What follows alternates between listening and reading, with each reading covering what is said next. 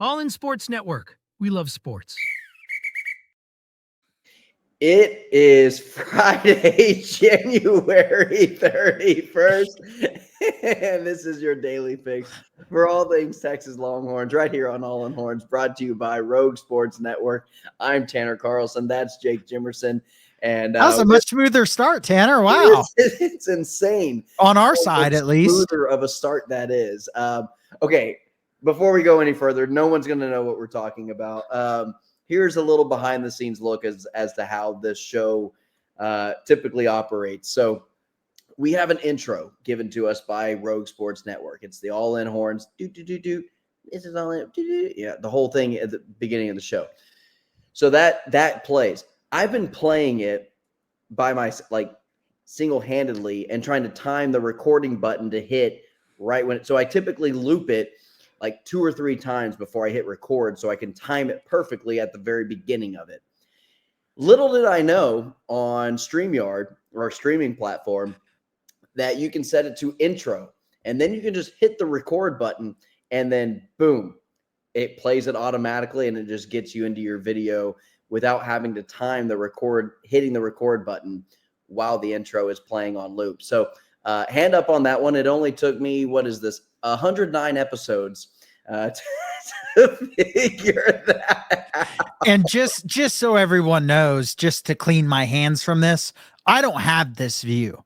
I am just basically in as a guest every single time. Yeah. My stuff is saved, but I just enter in. I don't have any controls over the studio side of things. So yeah, they pay me. This is just his own stupidity. It's not surprising. I've known him pretty much my whole life. This is not a surprising thing to happen. But I can't tell you how much nicer it was not hearing that going off multiple times in my ears before we start, and just boom, we're in. Yeah. Just nice and smooth. It's amazing. But yeah, so hand up on that one. That's on me. Just figured that out and was like, I'm going to try this intro button. I wonder what that's all about. Little did I know that it's the intro to the show, and you can set that. You've seen this button before? This makes it so much worse. It literally you says, just never thought to try it? Not only can I do intro, I can also include an outro video, which I would also need whenever I do hook them, and then it takes like 5 seconds for me to find the video. I can also set it to outro as well.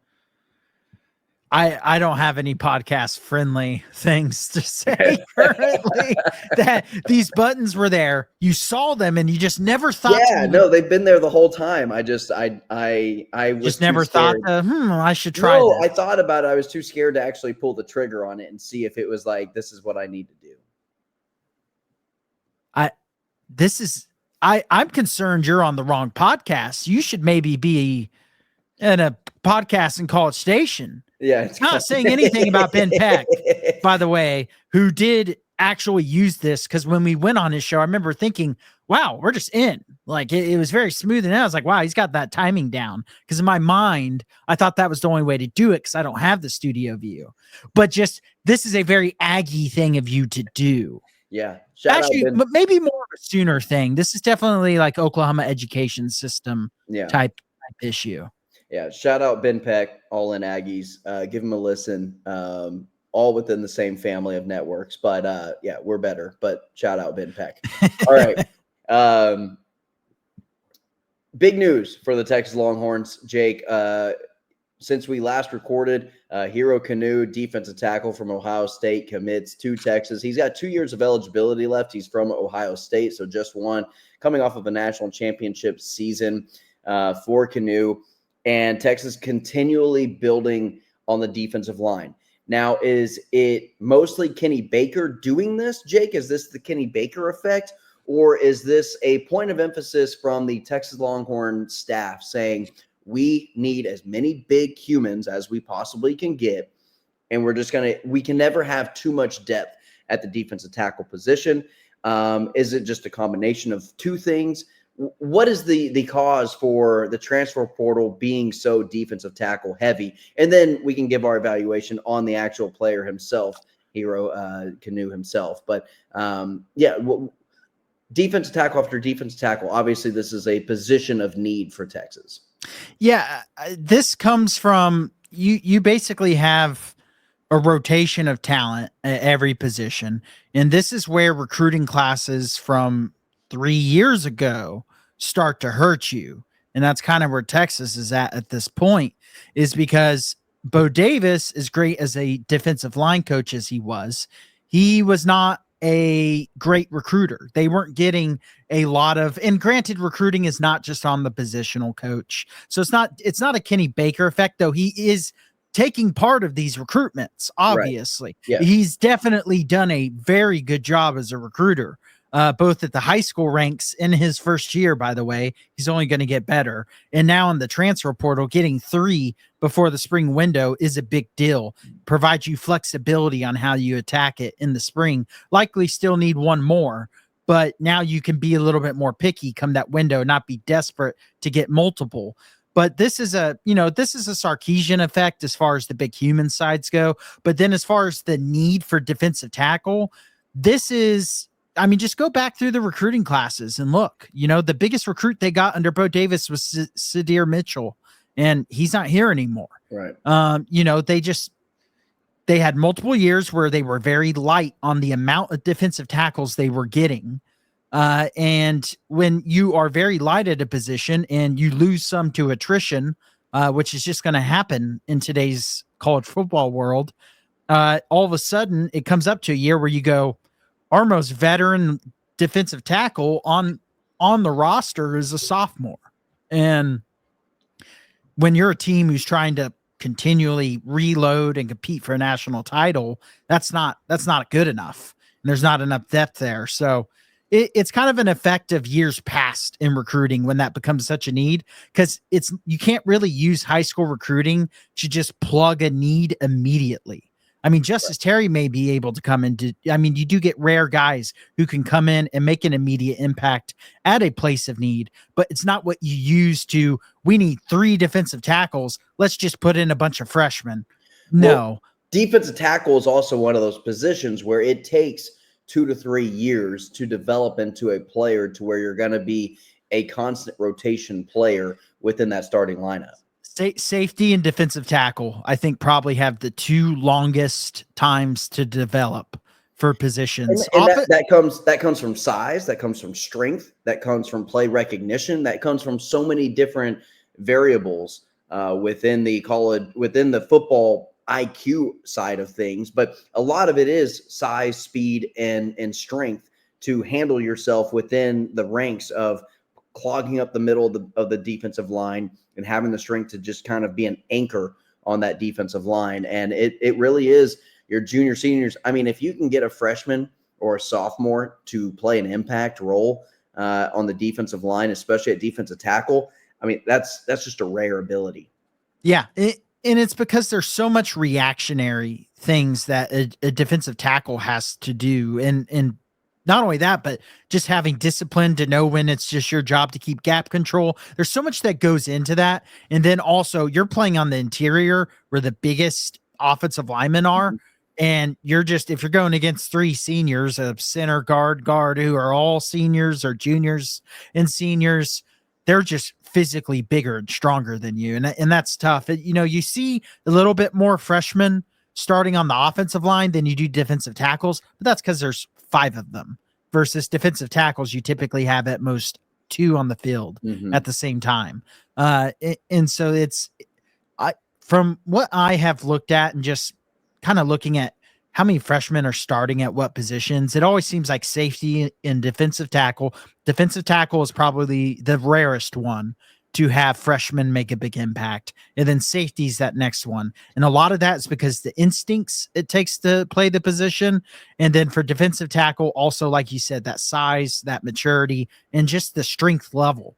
Yeah. It's very rare to have a guy that like Justice Terry, who we haven't seen play yet, but just from a strength standpoint, from all reports out there, he's already strong enough to play that. That's the outlier. That's not regular. Correct. And for on the safety side of things, Jake, I know your middle linebacker is the quarterback to the defense. I understand that your middle linebacker is typically the one kind of controlling things but the communication on the back end for the secondary, that goes through the safety and reading the quarterback. It's that experience and the football IQ to be able to register what is happening. And it takes a lot of experience to do that. So if you have a young safety like a Caleb Downs, for instance, it's very rare you get that type of natural instinctual ability to play at that caliber of level at such a young age, where it takes a Michael Taft time or Andrew Makuba time to get to that level, to that standard. And so, I mean, and it's not a bad thing. It's not a knock on any of those players. It just is naturally happening at those positions. You see it at the NFL level as well. That's why safeties don't get drafted high in the NFL draft. That's why they drop to the second or third round. They might be very good players, like a Branch for the Detroit Lions was getting projected because his talent was so good as a top 15 pick in the draft. He didn't go until the second round. But that's because it's just such a difficult position to have an immediate impact as soon as some of those players have. Yeah, and linebacker, to me, the difference between linebacker and safety, because you would think linebacker would be right up there. And it is. I mean, any position is hard to play as a freshman. But sometimes a linebacker a lot of these linebackers who come in, the size isn't as big of a deal unless you're just really small. But you get more guys that have the build and the speed to do it. And the instincts might not be all the way there. But sometimes just having a linebacker just go fly around, chase ball isn't bad. Whereas if you have a safety who's just running out there like with a chicken with his head cut off, you're giving up 70-yard touchdowns.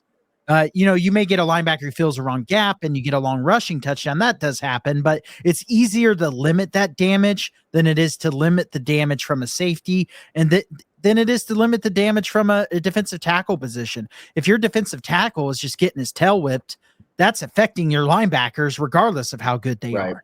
And just exposing the middle of the defense, which is really important. So I think that's why those two positions are that way. And that's why Texas is being so aggressive in the portal to bring in guys who have experience. Obviously, Kanu is the least experienced of the three they brought in, but Travis Shaw and Corvard, do you expect to affect, they're going to get a lot of playing time immediately. They'll be what you're getting in them. Hero Kanu is a little bit more raw, but he is exactly the type of guy that you want. I mean, Kenny Baker so far has shown that he can develop guys within a season. We saw improved play from the defensive tackles pretty much from game to game. I thought they got better every game as the season went on. He's a guy who may play a little sparingly to start and then really start to get his legs and be playing more by the end of the season. And don't forget, he's got 2 years of eligibility left. And that's the big deal there, because it's not only for this year, but Cole Brevard and Travis Shaw are going to be 2 year main guys. Alex January is probably going to be a main guy. Justin Terry's going to be a main guy.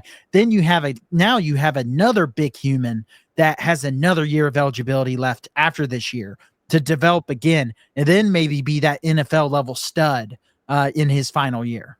6'5", 305 pounds. And he was the number 17 defensive lineman when he was recruited from Germany, Jake. Now, he played his high school ball in Santa Margarita, which is a fantastic name for a private school, Catholic in California. But, yeah, he was the number 17 defensive lineman when he was recruited by Ohio State, committed to Ohio State in 2022, has recorded within his career at Ohio State 14 tackles, 1 sack. That probably came in some garbage time against a lower caliber opponent where he was able to get some minutes in. But hey, like you said, he's a developmental guy that is going to be possibly finding his way within the rotation at some point into next season, and then following in the 2026 season will be where we kind of cement what Hero Kanu's legacy as a Longhorn is going to be moving forward. Yeah, if he had 1 year of eligibility left, I'll be honest, Texas probably doesn't look there. Yeah. But with that second year of eligibility left, him being the third defensive tackle you're taking out of the portal, knowing you're going to take another, knowing you still have some guys in-house that are going to be able to play next year and provide some good minutes, it's a really good take for the Longhorns. How often did we talk about how important depth is for a run through the playoffs and how long these seasons now are in college football? where it's not 13, 14 games as your entire season. Some teams are playing 17 game seasons. I mean, you're playing about as long as an NFL season is from beginning to end. And so you need that depth, especially at injury prone positions, whether that be on the offense or defensive line. Yeah, no, defensive tackle is, as we've seen from Texas the last 2 years, arguably one of the most, if not the most important position to have depth at, because Texas likes to rotate up to 3 deep at that position the whole season. They weren't even close to being able to do that just a couple months ago. As far as looking into next season, they're in a much better spot to be able to do that now. I still expect them to take at least one more out of the portal in the spring, but just like we said, just like last year, people were panicking about defensive tackle, and people were like, just wait. You had Broughton and Collins, which was a little more insurance than this year, to be fair. Sure. But it was still just they're going to figure it out. The staff seems to always figure it out. And we'll see on the field next year, but I think they've done about as good a job as they can at figuring out. There wasn't a Walter Nolan out there to go get this year in the portal. So for what was out there, I think they did a really good job. I'm really excited about Shaw and Brevard, and I'm excited about the trajectory that a Kanu could bring to that position for Texas. And we'll be really excited to see Justice Terry out there on the field come Saturday on week 1 against Ohio State. He will be out there playing some minutes very early in this season. And so, what a way to start your career. Yeah. It'll be a big start to the season for a lot of these incoming players for Texas, not only incoming players, whether that be through recruiting or through the transfer portal, but it'll be a lot of big time players who are just been on this roster for 2 or 3 years and now finally getting that starting nod to kind of start their college career as a starter week 1 against Ohio State. So big time things going on there. Jake, you wanted to talk about Jason McIndo, the former assistant tight ends coach at Oklahoma State, expected to join Texas football staff. The exact role not yet to be determined, but will likely work with the tight end coach, Jeff Banks. Obviously, we've seen a lot of good stuff from Jeff Banks with Gunnar Helm, JT Sanders. This has kind of been a rotating door at the position of tight end where we've seen a lot of not only production, but a lot of player development. So Jeff Banks, his role not being diminished by any means. I don't want anybody to be concerned about that. But another helping hand. I look at this kind of like, what was the role from the Arizona State defense coordinator that came in? Johnny Nansen. Correct. And I kind of see that with Coach PK this season, whether that be kind of just another pair of eyes, at that position. Well, and also I looked into this a little bit more when I had time, and he got a lot of praise for what was called the cowboy H-back position, which is basically kind of like what Texas liked to do with Juan Davis at time, bring him into that backfield and use him as kind of a hybrid fullback. And that is something that he apparently had a lot of success at Oklahoma State, received a lot of praise for his development of that position. And so I think it may be, something that Texas looks to use more in the red zone next year. If he can get some more development out of whoever they decide to put at that position, whether it be a tight end, whether it be a defensive tackle, whether it be an extra offensive lineman, I think he'll do a lot of the development at that kind of hybrid H-back position. And that was what he did a lot at Oklahoma State. So I would imagine, granted, his role has not been officially announced of what it will be. It's just he's going to the Texas staff. But based on my research, I think that's what he'll be doing. And that makes sense because I could see Sarkisian trying to utilize that in the red zone, in those first and goal situations, because obviously that's going to be one of the top things that this staff is looking at to improve off of last year is red zone scoring. Yeah. And I think that's something that this staff has done a really good job at. And whether that's Chris Del Conte, whether that's Steve Sarkisian, whether that's a blend of Brandon Harris, Steve Sarkisian, and Chris Del Conte, all kind of collaboratively working together. And then egos. It almost seems as though every single staff member has put their egos aside for the betterment of this program.